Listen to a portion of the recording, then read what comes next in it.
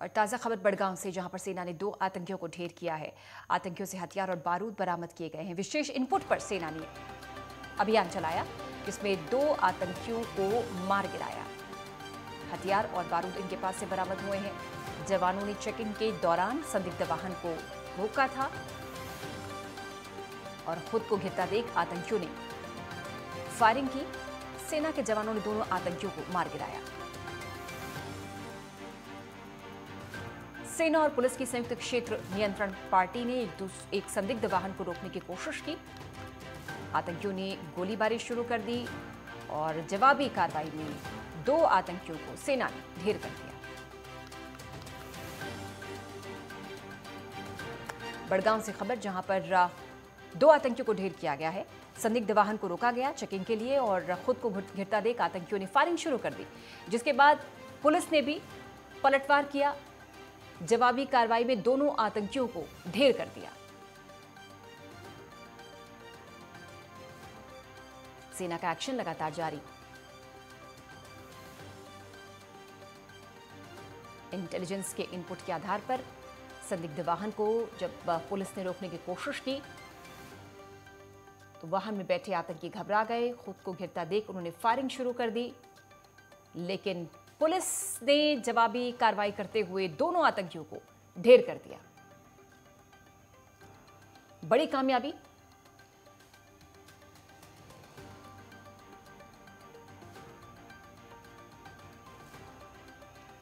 दो आतंकियों को ढेर किया बड़गांव में पुलिस ने। अजहर हुसैन हमारे सहयोगी जुड़ गए हैं हमारे साथ। अजहर, तस्वीरें भी हम देख रहे हैं, 2 आतंकियों को ढेर किया है सेना की, एक बड़ी कामयाबी। ये जो आतंकी हैं ये कहां से ताल्लुक रखते थे और पूरी खबर बताएं विस्तार से।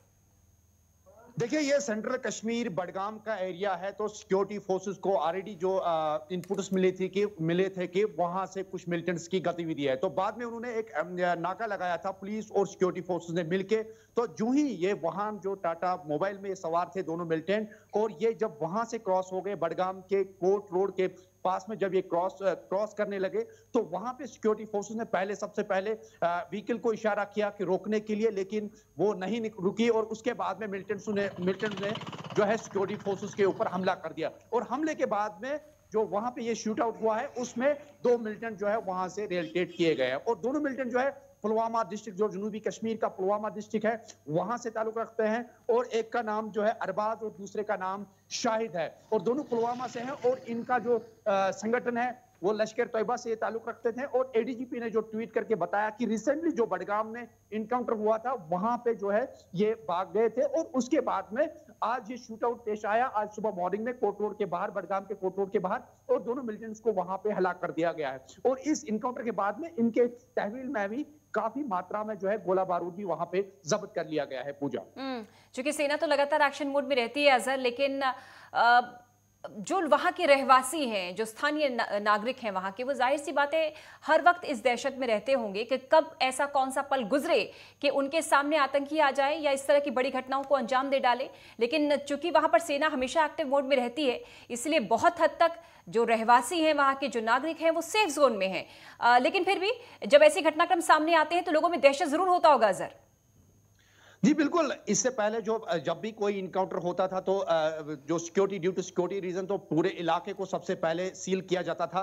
और बाद में जो है वहां पे इंटरनेट और बाकी खिदमात जो है, फोन खिदमात भी, वो भी मुअत्तल किए जाते हैं। लेकिन अब की बार जो भी इनकाउंटर होते हैं तो जहां जिस लोकेशन में भी होते हैं तो वहां से पर्टिकुलरली उसके दायरे में ही जितने भी जो नेट है वो बिठाया जाता है, उसको डाउन किया जाता है। और जो है बाकी जो पूरी वैली में जो है नेट बरकरार रहता है। तो कहीं ना कहीं ये सिक्योरिटी फोर्सेस के लिए भी एक बड़ी चुनौती होती है। जो जहां पे भी गुंजान वाले इलाके में जहां पे भी इनकाउंटर पेश आता है, सबसे पहले ये चुनौती रहती है कि वहां पे कोई सिविल डैमेज ना हो जाए। क्योंकि अगर हम आज इनकाउंटर की बात करें, आज जो बडगाम के बाहर जो कोर्ट प्रीमिसेस के जो रोड है, कोर्ट का जो रोड है आगे, तो वहां से ये रोड जाता था और वहां पे ये इनकाउंटर पेश आया। काफी गुंजान वाला इलाका है और ये शूट आउट पेश करने में सिक्योरिटी फोर्सेस को भी काफी टैकल करना पड़ा। और इस तरीके से सिक्योरिटी फोर्सेस के लिए भी बड़ा चैलेंज बनता है कि वहां पे जो आम नागरिक है उनकी सेफ्टी के लिए भी बड़ा चुनौती बना। तो आपको बता दूं कि रिसेंटली जो एडीजीपी ने भी ट्वीट करके बताया कि जो रिसेंटली इनकाउंटर जो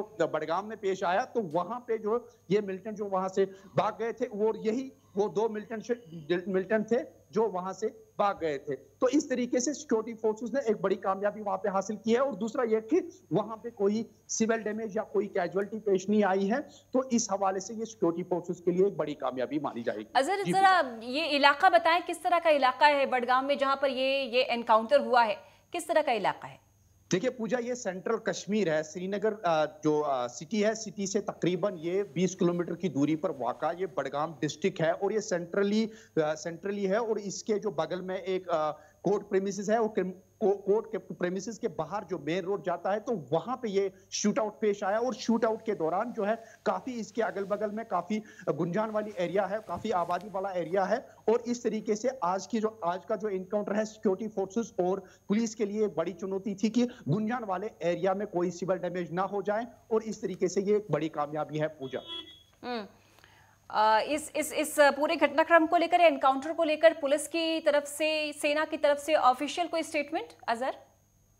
बिल्कुल, एक ट्वीट आया है एडीजीपी की तरफ से, एक ट्वीट आया जिसमें पूरी तरीके से वाज़िया किया गया है कि ये दोनों मिलिटेंट जो है लोकल है, पुलवामा डिस्ट्रिक्ट से ताल्लुक रखते हैं। और इनके तहवील में काफी मात्रा में जो गोला बारूद है वो भी बरामद किया गया है। और साथ ही साथ इनका जो ताल्लुक है वो लश्कर तैयबा से है। और जो रिसेंटली जो बडगाम में इनकाउंटर चल रहा था 2 दिन पहले, तो वहां से ये भागे थे और आज ये शूट आउट पे यहाँ पे इनको हलाक कर दिया गया।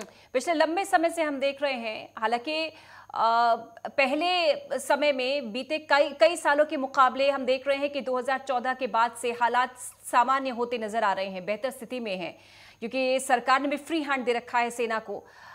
किस तरह से, चूंकि अजहर अब आप ग्राउंड जीरो पर रहते हैं, वहां के लोगों के बीच में रहते हैं, ये तमाम हालात अच्छे से समझते हैं, जरा बताइए कि पिछले सालों के मुकाबले 2014 के बाद क्या वास्तव में बदलाव आया है?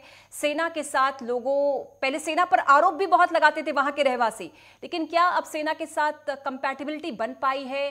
किस तरह का माहौल जम्मू कश्मीर में?